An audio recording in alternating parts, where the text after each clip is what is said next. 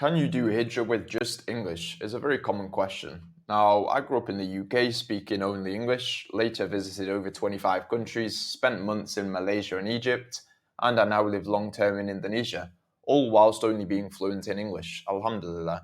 So I did it, basically. Malaysia, I spent around 2 months in Kuala Lumpur, Malaysia, the capital. So I never had a single issue speaking English. Delivery drivers, the general person could speak fluent English. So it used to be colonized by the British. So English in Malaysia, absolutely zero issue whatsoever. So you can live there completely fine non-English. So Egypt, I spent around 11 weeks in Cairo and also a city slightly outside of it. I would say around about 40%. Now I googled it and supposedly it's more like 10%, but from my experience at least, around 40% of the people they could speak some English. It was not that bad. Day-to-day life, there is fully Arabic. Like day-to-day life is purely in Arabic. Like there's a lot of Muslim majority countries or just non-English speaking countries, but a lot of the billboards, a lot of just signs, etc., is still in English. But in Egypt, alhamdulillah, you're fully immersed into Arabic. Life is based around Arabic, which is a very good thing. Less Western influence. Obviously not perfect, but it's good from my experience.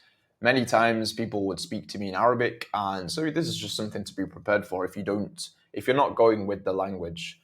Many times people they would speak to me in Arabic, and I would have no idea what to say. I also would have no idea how to tell them I don't know what to say or how I don't understand. But you get used to it. And just over time, you start to realize, okay, he said this, they say this quite often, and then you learn it through immersion. So, yeah, I met quite a lot of people who spoke good English as well, though. So I did have friends there; they spoke very good English, which that was a very good thing. Taxis, logistics, deliveries, etc. basically speak no English. Like when I first arrived, I took a taxi, and the guy spoke zero English whatsoever. So that's something to be prepared for. So to stay long term, I think it would absolutely be necessary to learn Arabic. It absolutely would be. And it's arguably one of the best places in the world to learn it. So I think that having it where it's necessary to learn Arabic is the best thing you could possibly have as a Muslim.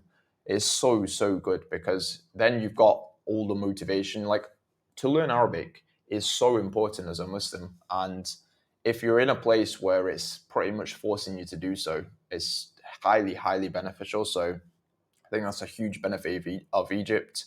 So I would go there 100%. I would go there with English though. I would make Hijrah there knowing just English, but definitely dedicate myself to learning Arabic there. So 100% you can make Hijrah there without knowing Arabic yet. So yeah, Indonesia, whereas this is where I'm living now. I've been here for about 11, 12, about 11 months. And yeah, about 10% of people can speak any English at all. Like by any English, I mean like they can say like 5, 10 words.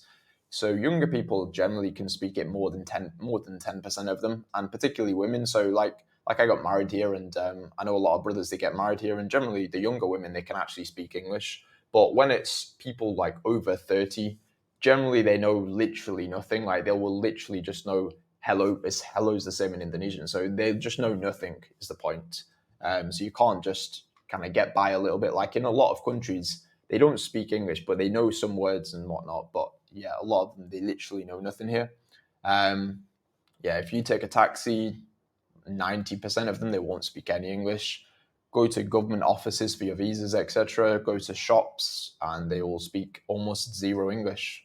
So yeah, going for private healthcare, they almost all speak English. So that's one place where you'll get some English. Now, the best way to learn any language is definitely immersion. So 100% you can make Hijrah here.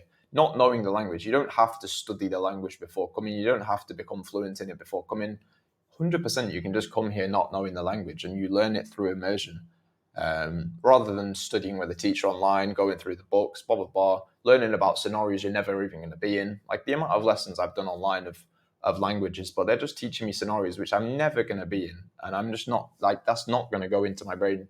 If I'm learning about going to a street food stall when I never go to street food stalls, then this stuff is not relevant. But if you come and you immerse yourself and you go to scenarios which you do day to day, you're going to learn the words that is needed within those scenarios. So just come here is the advice I would give. So yeah, you learn in scenarios day to day, and it is actually supposedly one of the easiest languages. Like, there's no rules kind of with Indonesian, which is a good thing. Um, like, there's literally no rules. You can just string a sentence together in any way you want, and it makes sense. So yeah, it actually is quite easy to learn. I'm not fluent in it yet, but yeah, it's coming along. So it's very similar to Malay as well. So if you wanted to go to Malaysia later, you could also kind of communicate to them in that, but you can also communicate to them in English. So it's not really that important. But when you go to like Umrah, for example, it'd be quite funny as a foreigner to pull out some Indonesian with the Indonesians, because you probably, if you've been to Umrah before, you see there's so many Indonesians there. It'd be funny to pull out some Indonesian on them as a foreigner. So yeah, so many people, they come up to you as a foreigner here as well, like so often, like basically every day, loads of people that will come up to you, try and speak into you and stuff. So you get a lot of practice. They'll Generally, it's going to be relatively similar conversations when it's like people coming up to you in the masjid, or just as you're walking around, they'll be like, where are you from, blah, blah, blah. And then you'll learn these different sentences just by immersion. So they're so friendly about it. Like, I know there's certain countries where you would go there. I kind of felt this a little bit in Egypt sometimes, where they kind of make you feel a bit weird if you're not able to speak the language. But here they're so friendly about it. You're never going to feel awkward for not knowing the language. They're just going to be smiling, being very polite and whatnot. So yeah, it's a good thing. And yeah, inshallah, you can learn the language quite easily here. So what is the TLDR? What is the overall point? Just make Hijrah. You probably already could get the gist of it from the video, but yeah, don't overthink about it. Don't be thinking, oh yeah, I've got to spend 6 months learning the language before I go, blah, blah, blah. Just move there and learn as you go. So the best case, you live amongst the Muslims, you improve your deen, you learn a new language. Worst case, you have a few awkward conversations whilst you're learning, and then you leave the country maybe and you just have basics in a new language. So that's the worst case. It's not really that bad. Prophet sallallahu alaihi wasallam said, "Be in this world as though you are a stranger or a traveler or a wayfarer." Some translations say. So yeah, just make the permanent decision to make Hijrah. Hijrah just being a general thing. You're going to live in a Muslim majority country. You're not going to go back to the West. And yeah, it doesn't matter if you move to Indonesia and then later you want to go to Egypt, blah blah blah.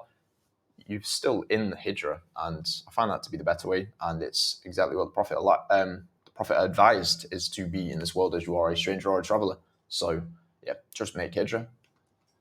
If you would like help doing the same process I did, so I got married in Indonesia and relocated here. If you'd like help doing the same process, you can go to the link in the description, and basically you can tell me about your situation, tell me what you're looking to do, and we'll build out basically a personalized roadmap just to give you clarity of how is each step going to tangibly look, how does this whole move, how does this whole process actually look for your situation, and inshallah that can give you a lot of clarity and a lot of benefits. So if you want to do that, I'll see you there. Assalamu alaikum.